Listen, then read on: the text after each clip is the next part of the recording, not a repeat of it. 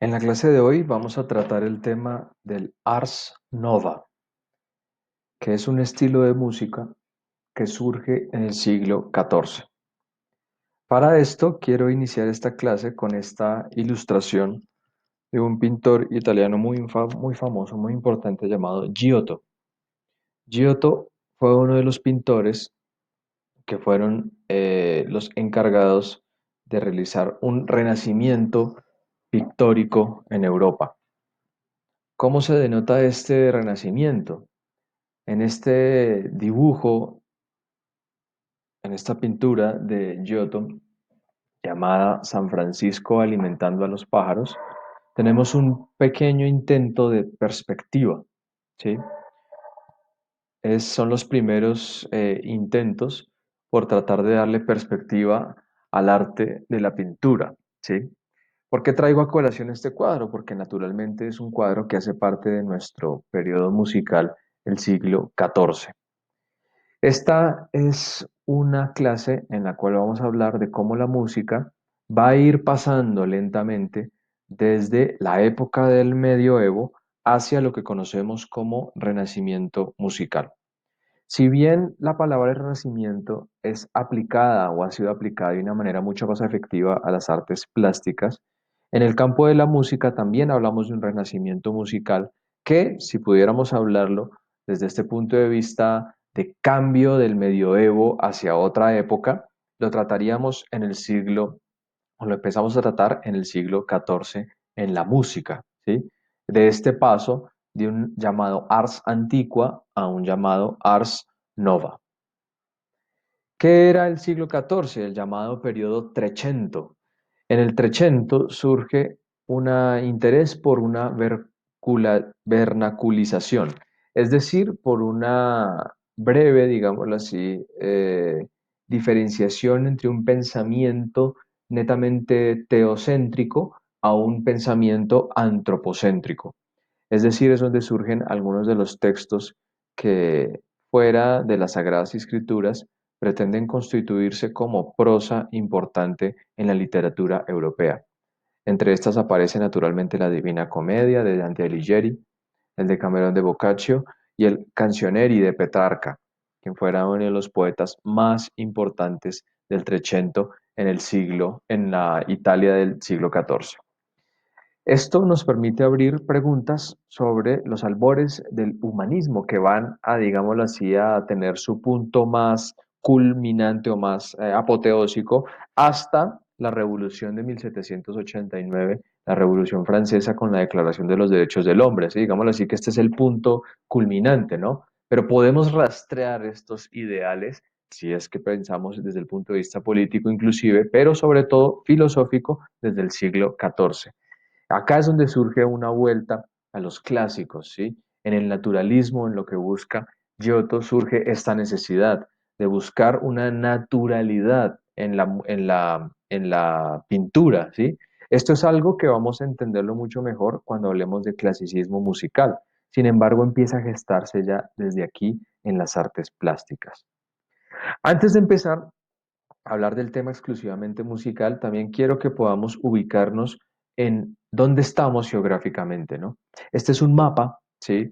De la Europa, o mejor, más precisamente de la Italia del siglo XIV.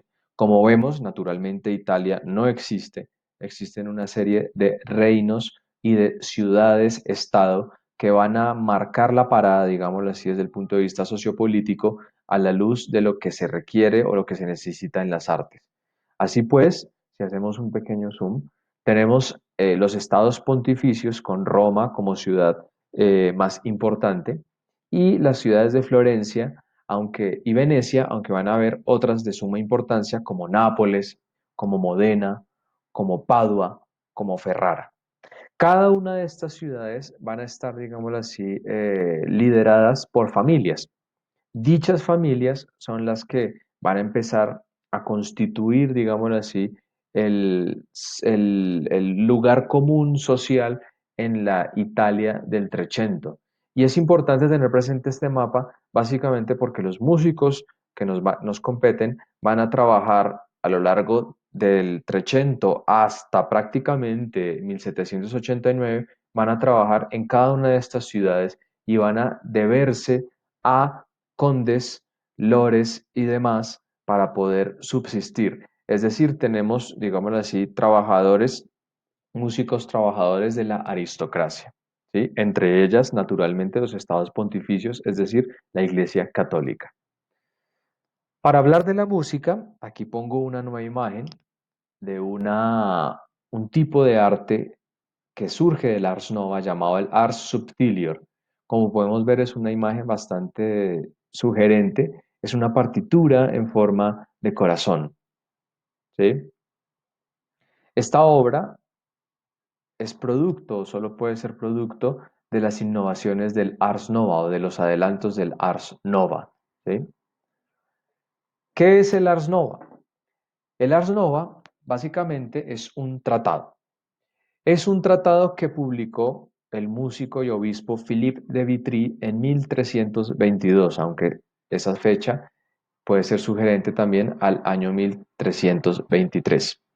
Y un tratado también, básicamente de la misma época, de un compositor francés llamado Jehan Desmours, llamado Ars Nove Musique, ¿sí? Aquí lo repetí, perdón.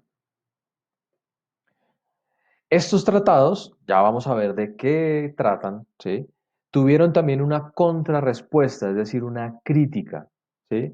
Básicamente, a partir de Jacques de Legy, Jacobo de Lieja, realiza una defensa vigorosa del ars antigua de final del siglo XII contra las innovaciones modernas del ars nova en su texto Speculum Musicae de 1330. Y también es condenada por la Iglesia de Ars Nova por el Papa Juan XXII. Pero, ¿qué es lo que propone el Ars Nova? Podemos decir de manera general que las innovaciones del Ars Nova son básicamente flexibilidad rítmica. Aquí tenemos descritas algunas de estas flexibilidades, no voy a leerlas todas. Lo importante es que nos quede claro eso. Hay un desarrollo que pasa por la notación, pero también pasa por nuevas búsquedas de flexibilidad que nos permitan realizar nuevos tipos de música. Ya vamos a ver cuáles. Los códices o los manuscritos más importantes donde se demostraron tales adelantos fueron los códices Román de Fauvel, que es una composición de Philippe de Vitry, y el códice Ivre, que era un manuscrito anónimo que recopilaba composiciones de varios compositores, entre ellos Philippe de Vitry y otro muy importante, Guillaume de Machaut. Este es un resumen, digámoslo así, de estas innovaciones o flexibilidades rítmicas que tenían que ver con la distribución de los tiempos imperfectos y la prolación perfecta. Es decir, una distribución efectiva de ritmos que nos permita tener una música más natural, más efectiva al canto, ¿sí? Por ejemplo, el tiempo imperfecto con prolación imperfecta, es decir, el semicírculo de C, es decir, el tempo a la breve, dos cuartos, es una herencia del Ars Nova, por ejemplo, ¿sí?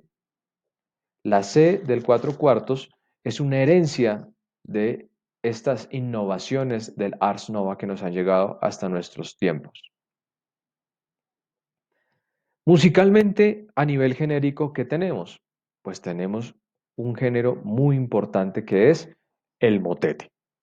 En la clase anterior ya hablamos que el motete conductus adquiere un carácter, digámoslo así, de género de géneros en el siglo XIII, sobre todo y gracias a que tenía la opción de ser politextual, es decir, poder mezclar en una misma composición, varias voces que tuvieran textos diferentes, algunos de ellos inclusive de carácter vernáculo. La clase pasada escuchamos, por ejemplo, el motete politextual ex semine, que tenía textos litúrgicos y textos vernáculos. Así pues, en el siglo XIV, el género se va a convertir mucho más, de una manera mucho más efectiva, en el género de géneros, ¿sí? Va a ser la forma típica de composición, aunque en el siglo XIV va a tener tenores más extensos y ritmos más complejos gracias a las ideas del Ars Nova de los compositores del siglo XIV. Esto nos lleva a la creación, digamos así, a la aparición, mejor, de un nuevo género que se llama el motete isorrítmico. El motete isorrítmico, isorrítmico significa con el mismo ritmo, era una técnica de composición contrapuntística en la cual, herencia de la notación modal del siglo XII, tenemos dos características típicas de la música. Una es la serie de notas, es decir, el color, es decir, la melodía, y otra era los esquemas o patrones rítmicos, es decir, la talea, es decir, el ritmo. Teniendo presente estas dos categorías, los músicos podían efectivamente tomar melodías características y ritmos característicos para construir a partir de imitaciones y de simulaciones o transposiciones melódicas composiciones en motete. ¿Sí? Un ejemplo efectivo es la Misa de Notre Dame de Guillaume de Machaut. Esta es una misa que, si bien se conoce como de Notre Dame, fue estrenada en la Catedral de Reims, en Francia también. ¿Sí? De esta misa tenemos algunos que son motetes tipo conductus, es decir, motete sin la idea de imitación tipo isorrítmica y motetes isorrítmicos en algunos de sus movimientos. ¿Sí? Sin embargo, estos motetes, como ya lo vamos a ver cuando veamos el tema de la reforma protestante, van a tener un problema particular y es que no son claros para el oído en contextos litúrgicos. ¿Sí? Este tema lo vamos a tratar más adelante, pero quiero mencionarlo para que lo tengamos presente. ¿Sí? Así pues, en resumen, tenemos una división de una ars antigua que aparece en el siglo XII y se continúa en el siglo XIII y que lo entendemos alrededor de la escuela de Notre Dame, una polifonía primitiva a partir del organum, el discantu, el conductus y el motete politextual, con los compositores Leonan y Perotin a la cabeza, y una ars nova que aparece en el siglo XIV con la obra de Philippe de Vitry y que tiene como parte importante el motete isorrítmico, el ars subtilior y la forma fija, de la cual ya voy a hablar a continuación, ya les voy a mencionar por qué, y unos compositores característicos como Vitry, Machaut y Cordier. Aquí tenemos otro estilo de ars subtilior de Cordier también, que es una partitura en forma circular, esta vez un rondó.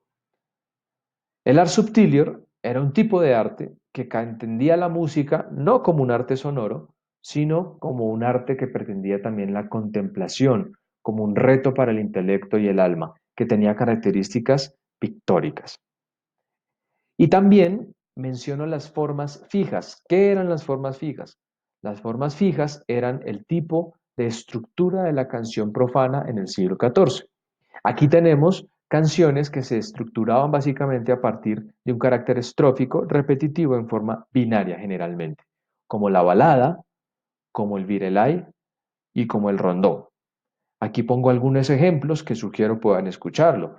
La balada Je puis trop de Guillaume de Machaut, el virelai Daucher Dame Jolie de Machaut y el rondó Ma fines mon commerçant de Machaut también. ¿Cómo eran interpretadas estas formas fijas? Al contrario, digámoslo así, de los motetes que eran netamente vocales en su mayoría, las formas fijas eran interpretadas en un formato mucho más laxo de carácter instrumental. Aquí tenemos, por ejemplo, un ensamble de laúd, fiddle, que era un ancestro, digámoslo así, del violín, y flauta dulce y canto. En Italia también existían otras formas fijas, como la balata, que es diferente a la balada francesa, y la caccia, que es una forma profana, canónica, imitativa también. ¿Sí? Así pues, tenemos ars antiqua y ars nova, y como una parte aparte, pero contemporánea, la canción profana y las formas fijas, que también fueron influenciadas en cierta manera por el ars nova.